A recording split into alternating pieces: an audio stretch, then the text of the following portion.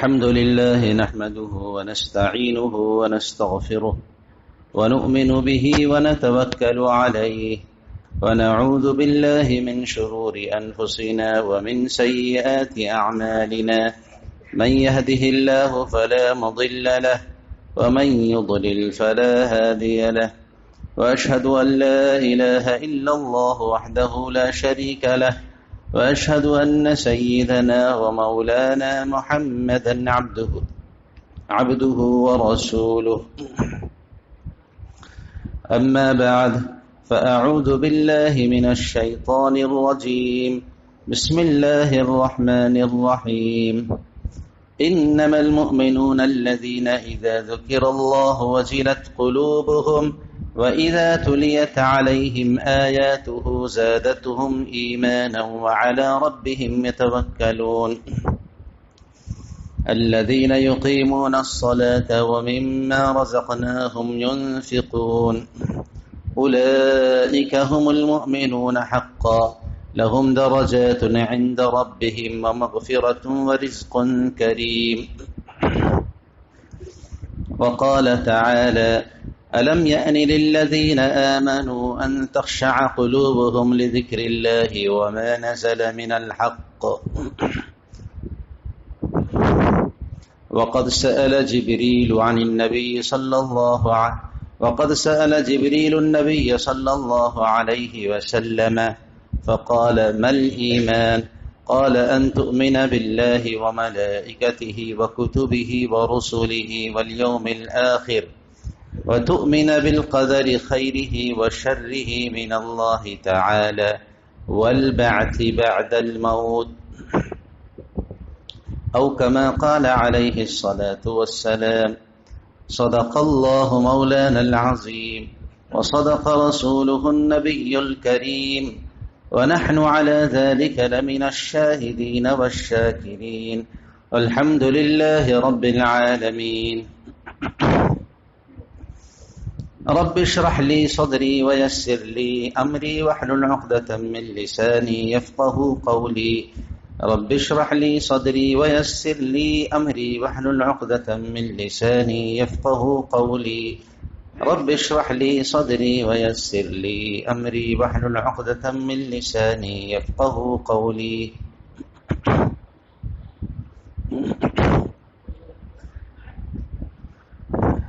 شریعت اور دین کو اگر ہم مختصر انداز سے بتائیں اور اسے سمجھیں تو وہ 5 چیزوں میں منحصر ہے۔ ایک کا تعلق عقائد سے ہے جس کو ایمانیات کہتے ہیں کہ ایک مسلمان کو کیا عقیدہ رکھنا چاہیے۔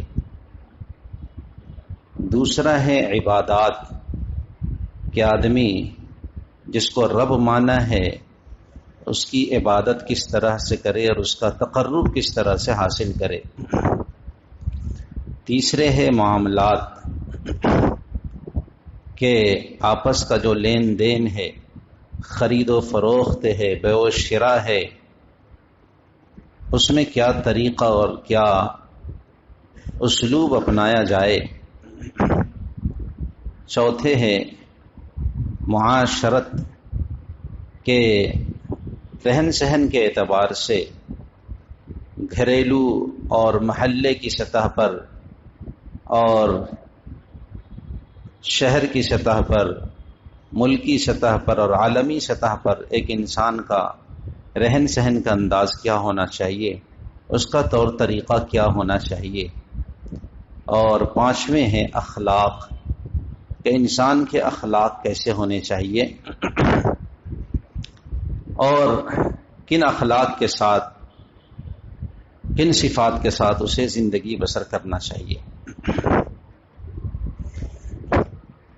اسلامی تعلیمات کو ان موٹے موٹے مضامین پر تقسیم کیا جا سکتا ہے، پھر اس کی بے شمار شاخیں ہیں، لیکن ایک مسلمان جب وہ کلمہ پڑھتا ہے اور دل سے اس بات کا اقرار کرتا ہے کہ میں اللہ کو ایک مانتا ہوں اور نبی کو آخری نبی مانتا ہوں اور جو کچھ نبی لے کر کے آئے میں اس کی تصدیق کرتا ہوں.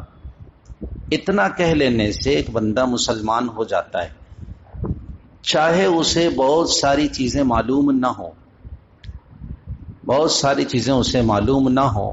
ایک الگ بات ہے کہ ضروریات دین اسے جاننا چاہیے اور اس کے لیے اسے کوشش کرنی چاہیے، اور ضروریات دین سے اگر کوئی شخص ناواقف ہے تو اس کی وہ ناواقفیت اور جہالت معتبر نہیں ہے.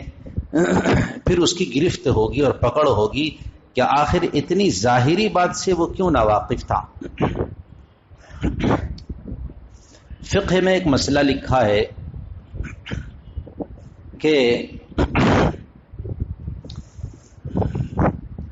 ایک شخص کو ایک بچہ ہے، نابالغ بچہ، اس کو باپ اور دادا کے علاوہ کسی اور ولی نے، چونکہ باپ اور دادا اس کے نہیں تھے تو کسی اور ولی نے اس کا نکاح کروا دیا. تو جب وہ بالغ ہوتا ہے بچہ یا بچی تو اس کو اختیار ملتا ہے کہ اس شادی کو برقرار رکھے یا اس شادی کو ختم کر دے. اس کو خیار بلوغ کہتے ہیں. تو اسے یہ اختیار ملتا ہے. اس کے بارے میں فقہاء نے لکھا کہ جب وہ بالغ ہوا اور جب اسے معلوم ہوا کہ میری شادی ہو چکی ہے تو اسے فوراً یہ بات کہنی چاہیے کہ ہم اس نکاح کو برقرار رکھتے ہیں یا نہیں رکھتے ہیں. اگر اس نے تاخیر کی، معلوم ہونے کے باوجود بھی اس نے کچھ نہیں کہا اور اس نے انکار نہیں کیا اور اس سلسلے میں اس نے کچھ نہیں کیا، خاتون کے بارے میں، لڑکی کے بارے میں، کہ لڑکی نے اگر کچھ نہیں کہا تو ایسی صورت میں اس کا اختیار ختم ہو گیا. گو کہ اسے یہ معلوم نہ ہو مسئلہ کہ بالغ ہونے کے بعد نکاح سے متعلق ایک خاتون کو اختیار ملتا ہے. یہ مسئلہ گو کہ اس کو معلوم نہیں ہے، لیکن جب اس تک یہ بات پہنچی اور اسے معلوم ہوا بالغ ہونے کے بعد کہ میری شادی ہو چکی ہے، تو اگر انکار کرنا تھا تو اسی وقت کیوں نہیں انکار کیا؟ جب اس نے انکار نہیں کیا اس کا مطلب یہ ہے کہ وہ شادی سے راضی ہے، بعد میں وہ اس کو ختم نہیں کر سکتی.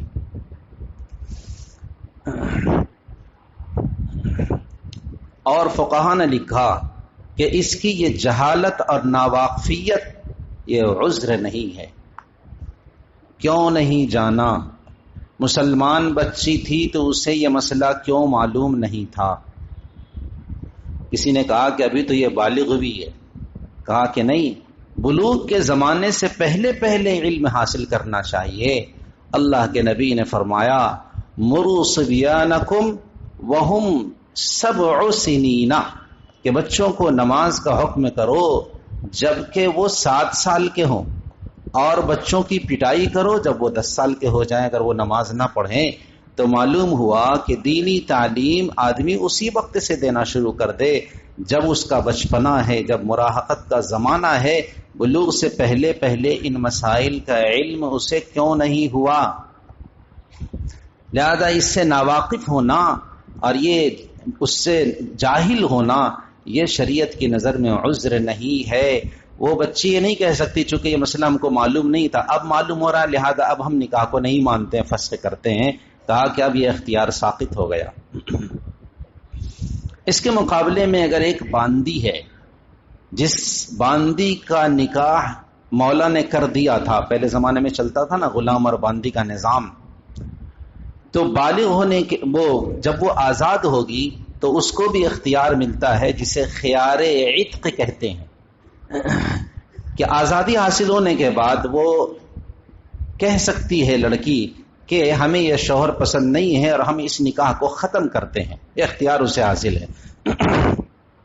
اس کے بارے میں مسئلہ لکھا علماء نے کہ اگر یہ مسئلہ اس باندی کو معلوم نہ ہو کہ آزادی کے بعد ہم کو اختیار ملتا ہے تو شریعت کی نظر میں اس کا ناواقف ہونا یہ عذر ہے، اور یہ کہہ سکتی ہے کہ چونکہ ہمیں مسئلہ معلوم نہیں تھا اس لیے ہم نے تب نہیں کہا تھا، اب ہمیں مسئلہ معلوم ہو گیا لہذا ہم اس نکاح کو برقرار نہیں رکھتے، ختم کرتے ہیں. اور اس کی توجیہ فقہاء نے یہ لکھی ہے کہ چونکہ باندی مولا کی خدمت میں رہتی ہے، اپنے آقا کی خدمت کرتی رہتی ہے، تو اسے تعلیم حاصل کرنے کا موقع نہیں ملا، اس لیے شریعت اس جگہ اس کے عذر کو قبول کرتی ہے. تو ایک مسلمان اگر وہ مسلمان ہے، ایک مسلمان کا بچہ ہے، تو اسے ایمان سے واقفیت نہ ہو، دین سے واقفیت نہ ہو، قرآن سے واقفیت نہ ہو، نبی سے واقفیت نہ ہو، دیگر کتابوں سے واقفیت نہ ہو، وہ بچہ صحابہ کو نہ جانے، صحابہ کی عظمت اور احترام کو نہ جانے، نبی کی ازواج کے بارے میں اسے واقفیت حاصل نہ ہو، اور جو موٹی موٹی چیزیں ہیں اسلام کی ان چیزوں کو وہ بچہ نہ جانے، تو بالآخر وہ مسلم گھرانے میں پیدا ہوا اور یہ چیزیں ان چیزوں سے وہ بچہ واقف نہیں ہے، تو اس کا ذمہ دار کون ہے؟ آج المیہ یہ ہے کہ ہم مسلمان ہیں اور ہماری کئی پشتیں مسلمان ہیں اور ہم پشتوں سے مسلمان ہی چلے آ رہے ہیں، اور ہمیں پتہ نہیں کہ پیچھے کوئی تھا کہ جو کافر تھا اور جو اللہ اور رسول پر ایمان نہیں رکھتا تھا، ہم نہیں جانتے۔ کئی پشتوں سے ہم مسلمان چلے آتے ہیں، لیکن آج ہماری حالت یہ ہے کہ اللہ کسے کہتے ہیں اور اللہ کی ذات و صفات پر ایمان لانے کا کیا مطلب ہے، اور رسول کسے کہتے ہیں، اور رسالت کی حقیقت کیا ہے، اور نبی آخر الزمان صلی اللہ علیہ وسلم پر ایمان جو ہم لائے ہیں تو اس کا مطلب کیا ہے، کتاب کسے کہتے ہیں، قرآن کسے کہتے ہیں، اور نبوت کیا چیز ہے، اور بعد الموت کیا چیز ہے، تقدیر کیا چیز ہے، ان سب چیزوں سے ہمارا بچہ ناواقف ہے، خود ہم ناواقف ہیں۔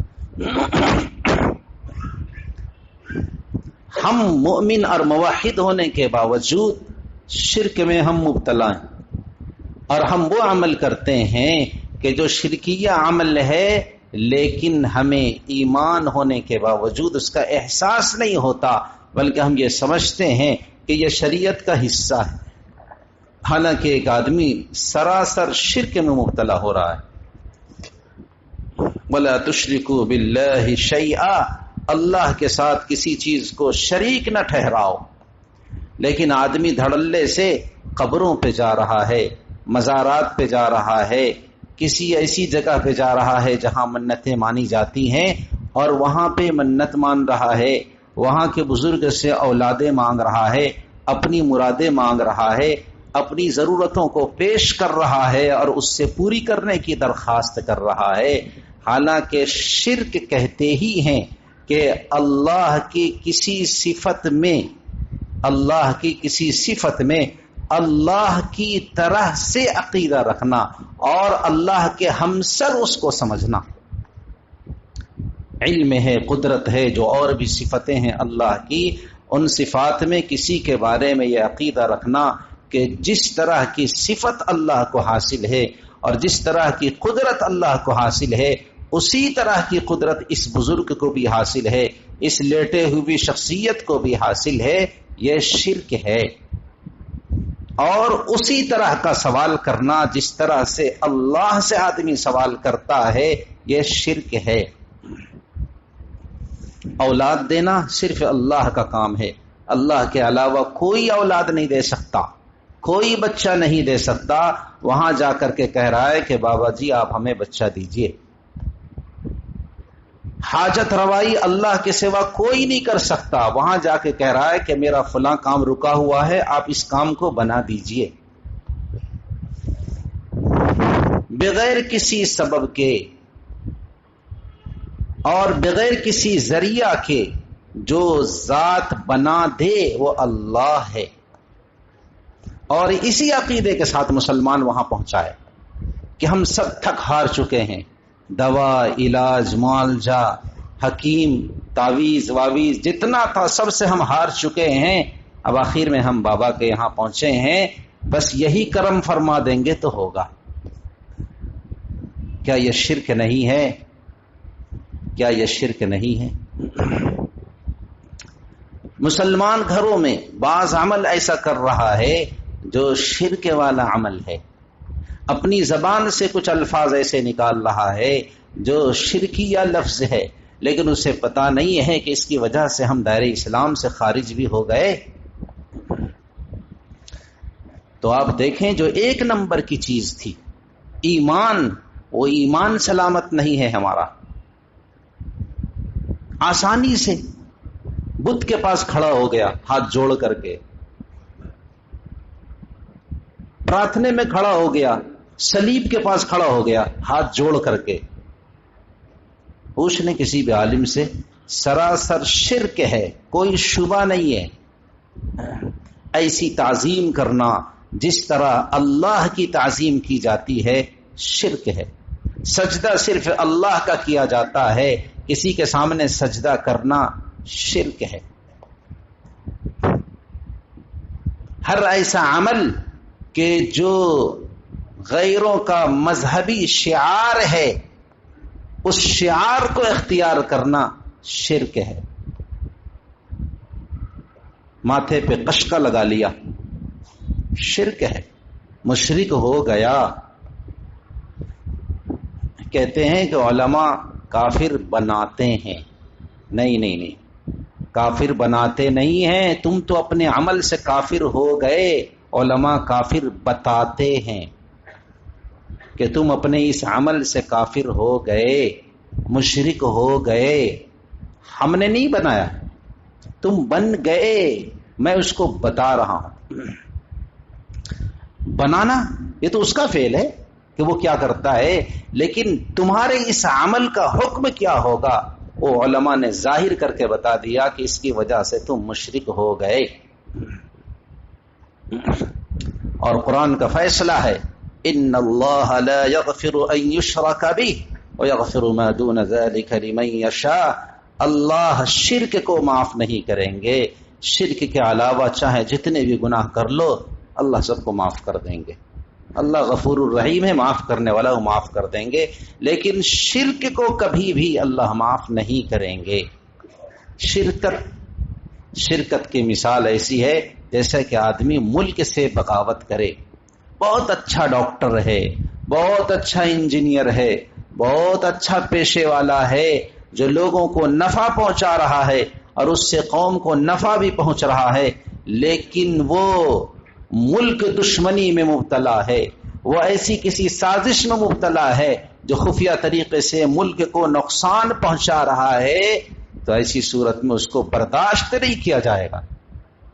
حالانکہ بہت باصلاحیت آدمی ہے، لیکن چونکہ وہ ملک کا غدار ہے اور ملک کے ساتھ وہ دشمنی کر رہا ہے. ٹھیک اسی طریقے سے اللہ تبارک و تعالی سارے گناہوں کو تو برداشت کر لیں گے، لیکن اپنے ساتھ اللہ کے ساتھ کسی کو شریک ٹھہرا دیا، کسی کو شریک جان لیا، اور اللہ کے مماثل انہی صفات کے ساتھ، انہی صفات جن صفات کا تصور اللہ کے لیے کرتا ہے اور مانتا ہے، کسی دوسرے کے لیے مان لیا اور اسی طرح کی تعظیم بجا لایا جو اللہ کے لیے آدمی بجا لاتا ہے. اللہ ایسے شخص کو کبھی معاف نہیں کریں گے. وہ جو کفار مکہ تھے یہ بھی مشرک تھے، اللہ کا تصور تھا ان کے یہاں. ما نعبدهم الا ليقربونا الى الله زلفا. ہم تو ان جو مورتیوں کی پوجا اس لیے کرتے ہیں کہ یہ ہمیں اللہ سے قریب کر دیں گے. یہی تو تصور تھا. اللہ کو تو مانتے ہی تھے. آج بھی غیروں سے پوچھو وہ کہیں گے ہاں ایک تو بھگوان ہے، پھر یہ کیا ہے؟ یہ سب واسطہ اور ذریعہ ہیں. یہی تو شرک ہے کہ اس طرح کی تعظیم کہ جو اللہ کے لیے آدمی روا رکھتا ہے وہ اس مورتی کے لیے روا رکھے ہوئے ہے، اس فوٹو کے لیے روا رکھے ہوئے ہے، اس درخت کے لیے روا رکھے ہوئے ہے، اس قبر کے لیے روا رکھے ہوئے ہے. یہی تو شرک ہے. تمہارے دل میں تو اللہ ہے ہی ہے، انکار کب کیا؟ وہ تو مشرکین کے دل میں بھی اللہ ہے. وہ تو قرآن صاف کہتا ہے کہ ان کے دل میں اللہ ہے، ایک اللہ کو مانتے ہیں، اس کے باوجود یہ شرک کرتے ہیں. شرک تو کہتے ہی ہیں اس کو کہ آدمی ایک اللہ کو مان کر کے اس کے ساتھ کسی کو شریک ٹھہرائے اور اللہ کی طرح سے کئی معبود مانے اور ان کی صفات کا تصور کرے اور ان کی صفات کو مانے. تو مسلمانوں کا جو ایک نمبر کا عقیدہ ہے، ایک نمبر کی جو چیز ہے شریعت کی کہ جس کے بغیر ایک مسلمان نہیں ہوتا، اس میں ہر آدمی اپنے دل کو ٹٹول کے دیکھ لے کہ اس کا کیا حال ہے ہمارا. آگے تو دور کی بات. دوسرے نمبر پر ہے عبادات. کہ آدمی شریعت میں آنے کے بعد اور اسلام میں آنے کے بعد آدمی اللہ کی عبادت کرے. اللہ کی عبادتوں میں بہت ساری عبادتیں ہیں، جس میں ایک نمبر پر ہے نماز، کہ چاہے وہ غریب ہو، فقیر ہو، مالدار ہو، خوشائش زندگی بسر کرنے والا ہو، سب کے لیے ہے نماز. پہلا حکم جو انسان کی طرف متوجہ ہوتا ہے ایک مسلمان کی طرف، وہ ہے نماز. اس کے بعد روزہ ہے، حج ہے، زکوٰۃ ہے. یہ سب چیزیں ایسی ہیں جو وقتیہ ہیں مثلا، یا پھر خاص لوگوں کے لیے ہے کہ بھئی جس کے پاس پیسہ ہو تو وہ حج کرے گا، جس نے رمضان کا وقت پایا تو وہ روزہ رکھے گا، اور جس کے پاس رقم ہے صاحب نصاب کا، وہ صاحب نصاب ہے وہ شخص، تو ایسا شخص زکوٰۃ ادا کرے گا. لیکن نماز تو ہر ایک کے لیے. نماز میں نہ کوئی پیسے کی بات ہے، اور نماز میں نہ کوئی سال گزرنے کی بات ہے، اور نہ کچھ اور بات ہے. ہر دن 5 وقت کی نماز پڑھنی ہے. تو اس کا مطلب یہ ہوا کہ اس کے بعد عبادتوں میں سب سے اہم ہے نماز. 80 سے زائد مرتبہ قرآن میں، تقریباً 80 مرتبہ آیا ہے اقیم الصلاۃ وآتوا الزکاۃ، نماز قائم کرو اور زکوٰۃ ادا کرو. نماز قائم کرو اور زکوٰۃ ادا کرو. نماز قائم کرو، اور اقامت صلاۃ کا مطلب یہ ہوتا ہے کہ اس کو اس کی تمام سنن و مستحبات کے ساتھ اور اوقات کی رعایت رکھ کر کے اس کا جو حق ہے اس طریقے سے ادا کرنا، یہ ہے نماز. اور نماز میں جو بنیادی چیز ہے وہ ہے قرآن کریم کی تلاوت.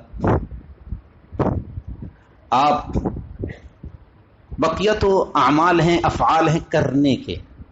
آدمی رکوع میں جا رہا ہے، سجدے میں جا رہا ہے، پھر اٹھ رہا ہے، قومہ ہے، جلسہ ہے، یہ ساری چیزیں تو کرنے کی ہیں. پڑھنے کی جو چیز ہے وہ ہے قرآن. ثنا کسی نے نہیں پڑھا، علماء کہیں گے نماز ہو جائے گی. سبحان ربی الاعلی اور سبحان ربی العظیم کسی سے چھوٹ جائے یا نہ پڑھے، علماء کہیں گے نماز ہو جائے گی. لیکن علماء سے کہیں آپ کہ ہم نے الحمد شریف ہی نہیں پڑھا، کہیں گے کہ نماز نہیں ہوئی. ہم سورت بھول گئے، حضرت بھول گئے، سجدہ سہوی بھی نہیں کیا ہم نے، نماز نہیں ہوئی. ہم نے قرآن کو غلط پڑھا، نماز نہیں ہوئی. اور آج سارا مسئلہ یہ ہے کہ ہم میں سے اکثر نہیں 99% مسلمان قرآن کو غلط پڑھتا ہے، پڑھنا ہی نہیں جانتا. سب بابا لوگ ایک دم لے کر کے قرآن شریف بیٹھے رہتے، خوب تلاوت کرتے ہیں، لیکن آپ ان کی تلاوت سنیں، ایک حرف بھی ٹھیک نہیں ہے.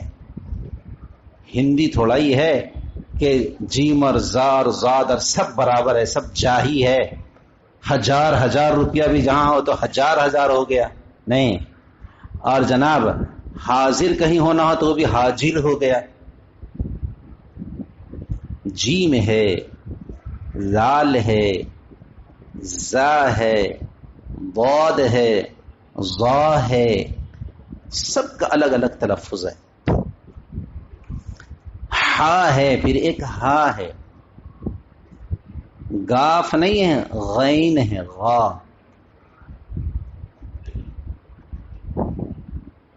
آپ دیکھ لیں 99% لوگوں کا قرآن صحیح نہیں ہے.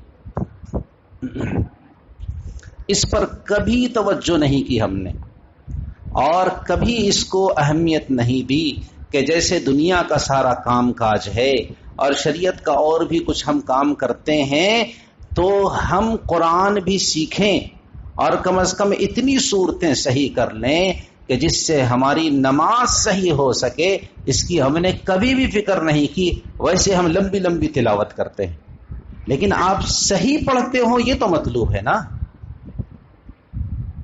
آپ نے کہہ دیا کالا، تو کالا کے معنی ہے کیل کر، ناپنا. اور آپ نے کہا قالا، اس کے معنی ہے کہنا. آپ نے کہہ دیا کل، جس کے معنی ہو گیا کھا لو. اور آپ نے کہہ دیا قل، جس کے معنی ہے کہو. کتنا فرق ہو گیا، کتنا فرق ہو گیا. لیکن آپ ہیں کہ ماشاءاللہ تلاوت کرتے ہیں. کبھی اس کی فکر نہیں ہوئی کہ آدمی بھئی ہمیں قرآن نہیں آتا تو ہم 2-4 ہزار روپے میں کسی حافظ صاحب کو، کسی قاری صاحب کو ہم ٹھیک کر لیں اور اپنا قرآن درست کریں. ہم اپنے کپڑوں میں خرچ کرتے ہیں، بیوی بال بچوں میں خرچ کرتے ہیں، دیگر رشتہ داروں میں پیسے لٹاتے ہیں. دین سیکھنے کے لیے کچھ رقم ہم مختص کریں اور اس کے لیے ہم دین کو سیکھیں، اس طرف کبھی ہماری توجہ نہیں ہوئی.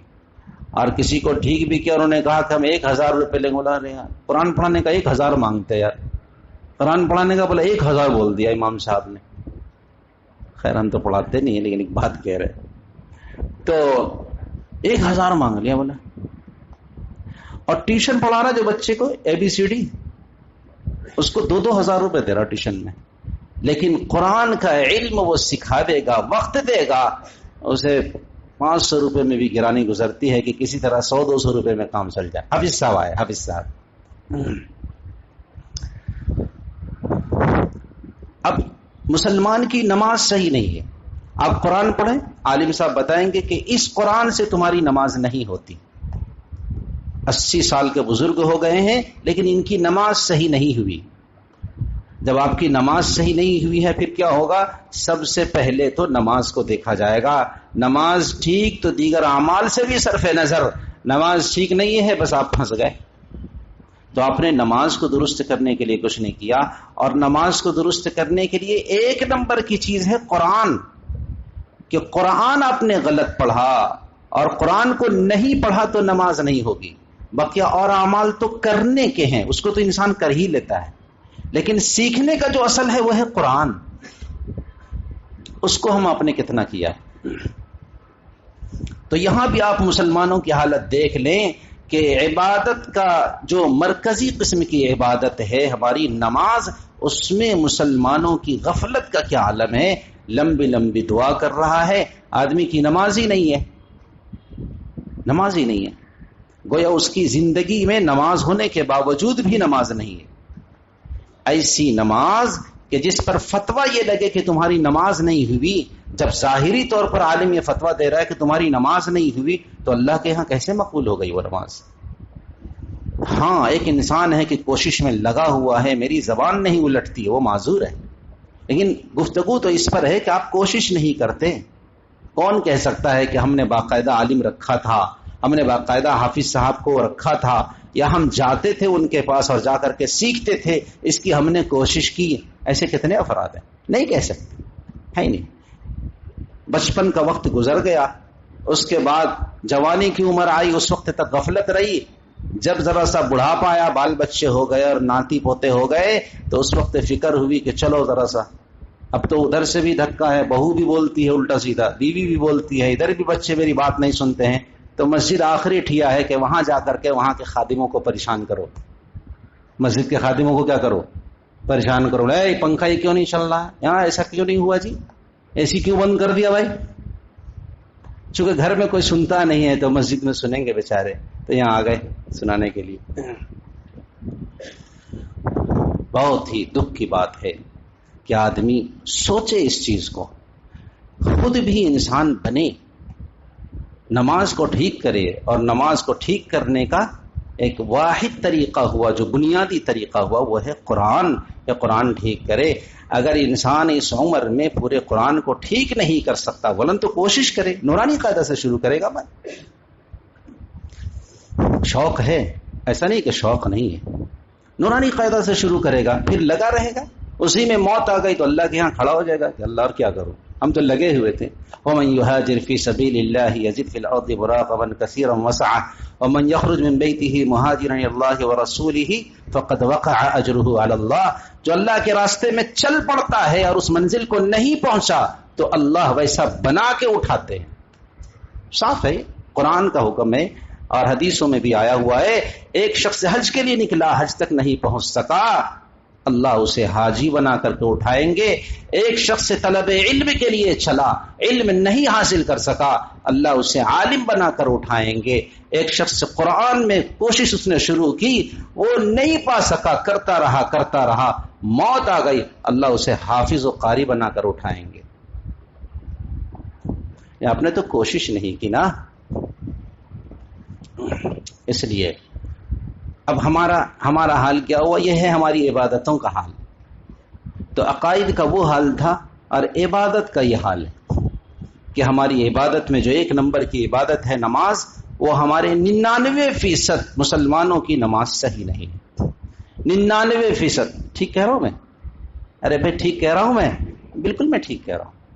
99%۔ جو بالکل حافظ ہے وہی قرآن اچھا پڑھتا ہے، اور جو عوام میں حافظ نہیں ہے وہ خال قرآن صحیح پڑھتے ہیں، ورنہ بالکل صحیح نہیں پڑھتے۔ انہوں نے بچپن میں عورتوں سے پڑھا ہوا قرآن۔ ایک خاتون کو شوق ہوا کہ ہم بھی کچھ پڑھیں گے، عمر دراز ہے، تو ہم نے ان کو مشورہ دیا کہ آپ نورانی قاعدہ سے شروع کریں۔ وہ بھی نورانی قاعدہ پڑھتی ہے، وہ شوق سے پڑھتی ہے، سب کام جھمیلا گھر کا سارا کام ہونے کے باوجود ایک خاتون کو لگا رکھا ہے، اور وہ محنت کرتی ہے، کوشش کرتی، حالانکہ ان کو شوق ہے کہ ہم عربی پڑھیں گے۔ کہا نہیں، قرآن سیکھو، قرآن سیکھو، ریڈنگ تو پہلے آنا چاہیے نا، اس کے بعد تو آدمی معانی اور مطالب کو سیکھے گا۔ وہ 6 مہینے سے لگی ہوئی ہیں بیچاری، لیکن لگی ہوئی ہیں اسی میں، کبھی بل نہیں آیا، سب کام کرنے کے باوجود گھر کا، حالانکہ عمر دراز ہے اس کے باوجود۔ تو ایسا نہیں ہے کہ شوق نہیں ہے، تو خواتین میں تو شوق ہے لیکن مردوں میں شوق نہیں ہے، مردوں میں یہ چیز نہیں ہے۔ بس یہ ہے کہ وہ اپنا ہے، ایک زندگی گزار رہے ہیں، حالانکہ زندگی گزارنے کی چیز نہیں ہے، زندگی تو بنانے کی چیز ہے۔ آپ کو تو ہمیشہ یہ غور کرنا ہوگا کہ ہم تو یہاں ایسے ہی نہیں آئے، خواہ مخواہ تو نہیں آئے۔ کیا تم یہ سمجھتے ہو کہ تمہیں یوں ہی بیکار پیدا کر دیا گیا؟ قرآن کہتا ہے خلقناکم عبثا، تم کو یوں ہی بیکار پیدا کیا گیا ہے، کہ جیسے اور بھی جانور ہیں، سب کے تو منافع ہیں، لیکن جیسے آدمی سمجھتا ہے کہ بہت سارے جاندار ہیں دنیا میں جو چل رہے ہیں، پھر رہے ہیں، اپنا اپنا کام کر رہے ہیں، روزی کھا رہے ہیں، چل رہے ہیں، کیا تم یہ سمجھتے ہو کہ تم کو بھی اسی کام کے لیے پیدا کیا گیا کہ بس ایسے ہی بیکار؟ نہیں، انسان کا مرتبہ اور مقام بہت بلند ہے۔ تو دوسری چیز جو ہمارے یہاں عبادت کی شکل میں ہے، اس میں ہماری غفلت کا یہ عالم۔ اس کے بعد جب نماز کا یہ حال ہے تو بقیہ تو آپ جان ہی رہے ہیں، روزے کا کیا حال ہوگا کہ بھئی روزے میں ہم کو بہت بھوک لگ جاتی ہے اور برداشت نہیں ہوتی ہے بھوک مولانا، وہ تو مشکل ہے میرے لیے، کوئی اور شکل ہو تو بتائیے۔ اور زکوٰۃ کا حال تو آپ حضرات جان ہی رہے ہیں کہ زکوٰۃ مسلمان کتنے نکالتے ہیں اور کتنا فیصد نکالتے ہیں۔ اس میں بھی بلا تکلف یہ بات کہی جا سکتی ہے کہ 95% مسلمان صحیح طریقے سے زکوٰۃ ادا نہیں کرتا، کوئی حساب نہیں ہے اس کے پاس، ٹیکس سے سمجھتا ہے، یہ بوجھ سمجھتا ہے۔ اللہ نے 5% ہی مسلمانوں کو اس کی توفیق دی ہوئی ہے کہ وہ صحیح طریقے سے زکوٰۃ نکلتے ہیں، ورنہ زکوٰۃ نہیں نکالتے۔ اور حج کا حال یہ ہے کہ ہم میں سے اکثر پر حج فرض ہے لیکن حج کے لیے نہیں جاتا۔ یہ ہماری عبادتوں کا حال ہے، یہ ہماری عبادتوں کا حال ہے جو ہم سب ان چیزوں کو دیکھ رہے ہیں۔ وَأَنْتُمُ الْأَعْلَوْنَ إِن كُنتُم مُؤْمِنِينَ، قرآن کا وعدہ ہے تم ہی سربلند رہو گے اگر تم مومن رہے۔ ایمان کی شرط لگی ہوئی، اگر تم مومن رہے تو آپ کے عقائد ہی صحیح نہیں ہے، عبادتیں صحیح نہیں ہے، ایمان کہاں سے آ گیا آپ میں؟ ایمان کیسے ہو گیا؟ ادخلوا فی السلم کافہ، اسلام میں پورے طور پر داخل ہو جاؤ، تو ساری چیزیں لینی پڑیں گی۔ تو یہ ہماری عبادتوں کا حال ہے۔ اس کے بعد آگے جو رہتا ہے وہ ہے، اچھا غیر ضروری چیزوں میں ہم زیادہ جاتے ہیں، جو فرض ہے، جو ضروری ہے، اس کا ہم نے کبھی حساب نہیں کیا۔ قربانی کا حساب ہمارے پاس خوب ہے، جو واجب ہے، زکوٰۃ فرض ہے، قربانی واجب ہے، اور واجب کا مطلب یہ ہوا کہ آدمی اپنی طرف سے ایک کرے، پھر شریعت نے اتنی بھی گنجائش دی ہوئی ہے کہ ایک جانور میں 7 آدمی شریک ہو جائے، ساری گنجائش موجود ہے۔ زکوٰۃ میں یہ گنجائش ہو تو دکھائیے کہ بھائی میرا سارا مال ہے، دونوں بھائی مل مال کر کے کسی طریقے سے کر لیں گول مال، ایسا نہیں۔ زکوٰۃ میں تو ہے کہ پائی پائی کا حساب کرنا ہوگا، جو پیسے کا مالک ہے اس کو پورا حساب کرنا ہوگا۔ لیکن قربانی کے سلسلے میں ہمارا جذبہ یہ ہے کہ ایک آدمی 4 گائے کر رہا، ماشاءاللہ خوب جذبہ ہے، یہ حساب زکوٰۃ کے سلسلے میں نہیں ہے جو فرض ہے. یہ بالکل ایسا ہی ہے جیسے عمرہ 10 مرتبہ آدمی عمرہ ادا کر رہا ہے، حج نہیں کرتا، جبکہ حج فرض ہے، عمرہ سنت ہے. شوق ہے نہیں عمرہ میں جائیں گے، عمرہ میں جائیں گے، خوب عمرے میں جا رہے ہیں، لیکن حج نہیں کرتا ہے یہ انسان. عجب مسئلہ ہے کہ مسلمانوں نے دین کو پتہ نہیں کھلونا سمجھ رکھا ہے یا کیا ہے، کبھی کسی عالم سے مشورہ بھی نہیں کرتے، جبکہ صحابہ کا یہ مزاج تھا کہ کسی کام کو کرنے سے پہلے نبی سے مشورہ کرتے تھے. لیکن آج مزاج یہ ہو گیا ہے کہ میرا پیسہ ہے، ہم اپنے طور پر جو سمجھیں کسی عالم سے پوچھنے کی کیا ضرورت ہے، کام ہم کریں گے، عالم سے کیوں پوچھیں گے، عالم کو بیچ میں سے سائڈ کر دو، ہم کو جو سمجھ میں آئے گا ویسے ہی کریں گے. تو پھر یہی ہوگا کہ جس کو آپ دین سمجھ رہے ہیں وہ دین نہیں ہے، وہ تو بددینی ہے، اس لیے کہ آپ کو صحیح رہنمائی نہیں ملی. تو یہ ہماری حالت ہے، عقائد کی حالت یہ ہے، عبادت کی حالت یہ ہے. آگے تو سارے معاملات کی طرف اگر آپ غور کریں، معاملات اور اخلاق وغیرہ، اس کی تفصیل تو بعد میں ہوگی، اب وقت نہیں ہے. تو گزارش یہ ہے آپ سے کہ آپ اپنے عقائد ٹھیک کریں، اس کو سیکھیں. ایک چیز ہوتی ہے مفید، یعنی کوئی بھی چیز ہو تو اس کا 2 پہلو ہوتا ہے، کوئی بھی چیز ہو تو اس کا 2 پہلو ہے. ایک کھانا کی آپ مثال لے لیں، اس کا 2 پہلو ہے، کھانا نفع بخش بھی ہے اور کھانا نقصان دہ بھی ہے. جتنا کھانا چاہیے اتنا کھایا نفع بخش ہے، زیادہ کھا لیا نقصان دہ. جو کھانا چاہیے تھا وہ کھایا نفع بخش ہے، جو نہیں کھانا چاہیے تھا وہ کھا لیا، کمر کے درد میں مبتلا اور پپیتا کھا لیا بیچارہ، کھا کے سو گئے. تو کیا ہوگا؟ تو کیا کھانا ہے اور کتنا کھانا ہے، یہ ساری چیزیں. تو ہر چیز میں 2 پہلو ہے. اسی طریقے سے توحید جسے ہم کہتے ہیں اللہ کو ایک ماننا، اس میں بھی 2 پہلو ہے کہ اگر آدمی اس طرح سے مان رہا ہو اللہ کو تو ٹھیک ہے، یہ موحد ہے اور ایمان والا ہے، اور اگر اس میں تھوڑا سا پہلو بدلا تو ایسی صورت میں وہ شخص شرک میں مبتلا ہو گیا. حالانکہ اللہ کے نام پہ ذبح کر رہا ہے، اللہ کے نام پر ذبح کرنے کے باوجود علماء فرماتے ہیں کہ وہ بکری اور وہ جو جانور ہے وہ مردار ہے، اس لیے کہ اس نے کسی بزرگ کے نام پر ذبح کیا، حالانکہ اللہ کا نام لیا تھا اس نے. کیا ہے ربیع الثانی کا جو کرتے ہیں، مرغہ جو بہت زیادہ بکتا ہے ربیع الثانی میں، اور کیا پیر کے نام پہ خوب ذبح کر کے لوگ مزے اڑا کر کے مرغہ کھا رہے ہیں. کسی بھی عالم سے پوچھ لو، سب یہی کہیں گے کہ یہ مردار ہے اور اس کا کسی کے لیے کھانا جائز نہیں ہے. اللہ کا نام لیا گیا لیکن چڑھاوا تو فلاں بزرگ کے نام سے ہوا، اس لیے اس کا کھانا جائز نہیں رہا. تو ہمارے عقائد کا یہ حال ہے. اصل کیا ہے کہ علماء سے کٹے ہوئے ہیں، رہنمائی نہیں حاصل کرتے، بلکہ بیچ میں سے ہٹانا چاہتے ہیں کہ ہٹ جائے تاکہ مصیبت ٹلے. ہم جو چاہیں وہی اسلام رہے اور ہم جس طریقے سے چلنا چاہے اسی کو اسلام مان لیا جائے.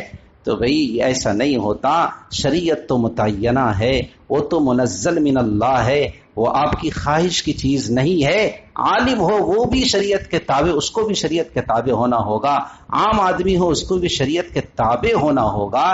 اپنی خواہش کو شریعت کے تابع کرنا ہوگا، نہ کہ شریعت کو اپنی خواہش کے تابع کرنا ہوگا. ایسا کرنا دین نہیں ہے، یہ بددینی ہے. اس لیے ہم اپنے عقائد کو بھی ٹھیک رکھیں اور اپنے اعمال کو اور عبادتوں کو بھی ٹھیک رکھیں. اس کے لیے جو صورتیں بتائی جاتی ہیں اس کے مطابق آدمی عمل کرے اور ان طریقوں کو اپنائے، تب پھر وہ سچا اور پکا مسلمان بنے گا. اللہ تبارک و تعالی ہم سب کو عمل کی توفیق عطا فرمائے. وآخر دعوانا الحمد للہ رب العالمین.